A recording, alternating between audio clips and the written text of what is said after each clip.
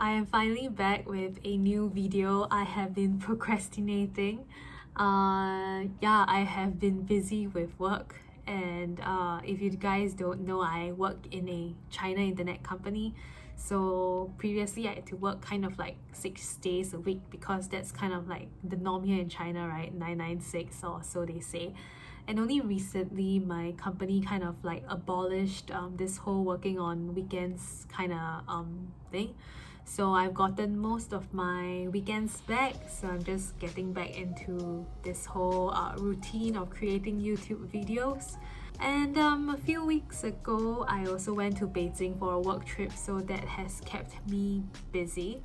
And I now finally have time to make my next video, and I thought like, having stayed here in Shanghai for a couple of months, about 4 months in already. Has it only been 4 months? It feels like forever that I'm here in Shanghai. But anyway, yeah, being here for this amount of time, I thought like, if I have my routines and whatnot here, why not I compare the costs of staying here in Shanghai as compared to Singapore, so you get a sense of whether or not things are actually cheaper, or things are actually like relative compared to Singapore is actually kind of the same. So let me bring you guys through what are the different costs between Shanghai and Singapore. Okay, first thing, coffee, right? So I really need coffee to survive, and basically one of the things that I miss most in Singapore is actually my overpriced kopi CCU Taiping from Toast Box, which I can't wait to have. They do actually have a branch in Shanghai, but it's really too far from my house. So basically now my go-to coffee chain is actually Luckin Coffee or Manor Coffee. So Luckin itself, there's some controversies around it, but I mean really it's value for money for a consumer lah, because you would get to pay for an Americano at about 13 yuan, so that's actually 260 for an Americano. And if you would like something like a coconut milk latte, it's actually about 20 yuan, which is 4 Sing dollars. In Singapore, if you actually were to get, let's say, an Americano, it would be about like, let's say, $5. And coconut milk lattes are considered alternative milks, so that would be about $1-2 more on your average latte price, and that would be about $6 to $7 already. So you can see the price difference for coffee for Singapore compared to Shanghai. At least I feel like there is actually a difference lah. So food wise, my company actually provides us with 3 meals a day, so I actually save a ton on that. But if we're talking about, let's say, eating out, it's actually pretty variable. So street food or like a bowl of beef noodles can be between 15 to 20 yuan. But if you're feeling a bit fancy and you're going for like the more like feasts or whatnot, it can be in the range of 200 to 300 yuan. Of course, you can get a decent meal within a shopping mall. So for example, my 小羊生煎, just for 4 小羊生煎 is actually just 13 yuan, so that's 260. Pretty affordable for a good meal. So really depends on what you choose to eat. I think food is a pretty variable option here in Shanghai itself. So if you actually decide to cook, it's actually way cheaper than what it is in Singapore, because like a bunch of vegetables, some meat probably would cost you about $2 a meal. But then the trade-offs is that you would actually have to eat all these meals like it's quite repetitive, because you would have to buy these ingredients in bulk, and then you would have to eat them consecutively by cooking the same thing, reusing the same ingredients across a few days lah. So I would say initially at the start I did cook quite a few different dishes, and I've also made like pancakes for myself. And then after that I realized the convenience of delivery here, and ever since I kind of stopped cooking. So let's also talk about delivery apps here in Shanghai. So we have Ele.me, we have Meituan, and the delivery fee for them ranges from about 0 yuan to 3 yuan, which is from free to about 60 cents an order. And of course, there's also minimum order fee that for Shanghai itself, it ranges from about 15 to 25 yuan. And if we compare these prices to what we have in Singapore with some delivery apps, it would be about $8 to $15 for minimum order quantity. And also the delivery fee would be about $5 onwards for most orders that we get.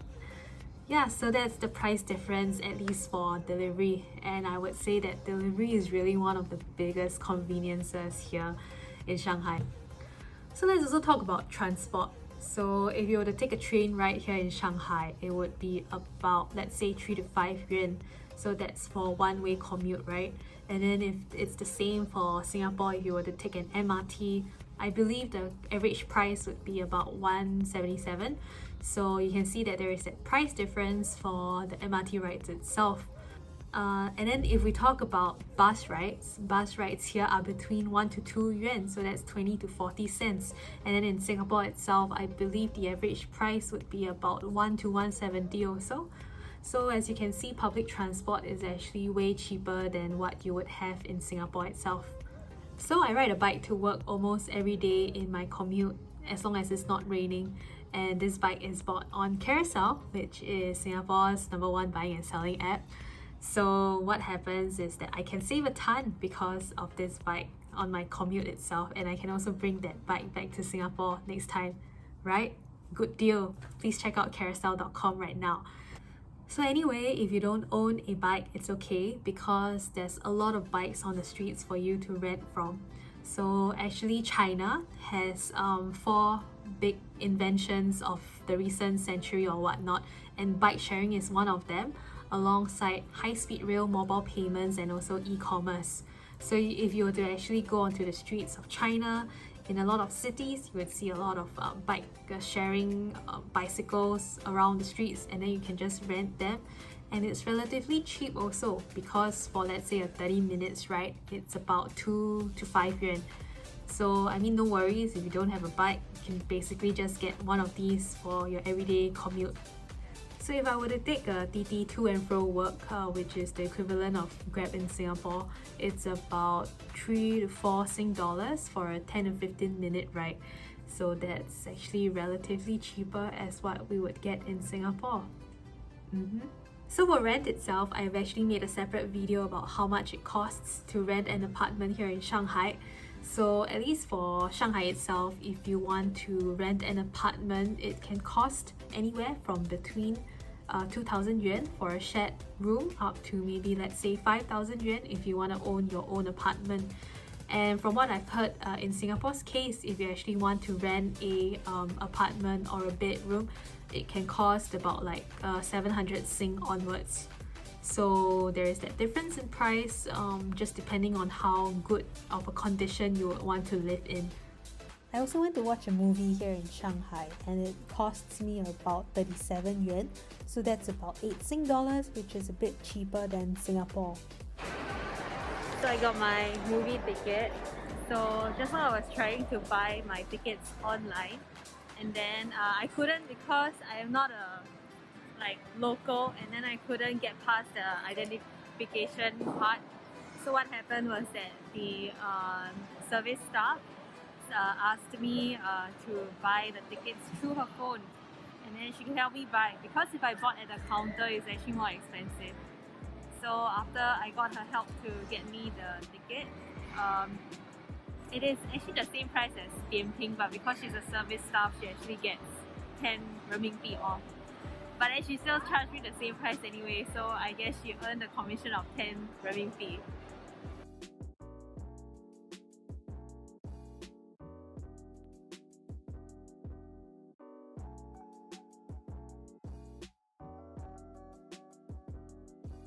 So you can't drink tap water here in China. You would either have to boil the water or you'd have to buy water. I've chosen not to boil water for now, so I am actually supporting China's richest man by actually getting my water from Nongfu Spring. So about a week's worth of water actually costs me about 37 yuan, so that's about 7 Sing dollars. Yeah, and in Singapore, I guess you can actually get just drinking your tap water lah, so that's probably difference in water. So let's talk about utilities. So one of my most expensive bills is actually my internet, which is supposed to be 5G, but doesn't act like 5G when I'm on VPN, which is most of the time.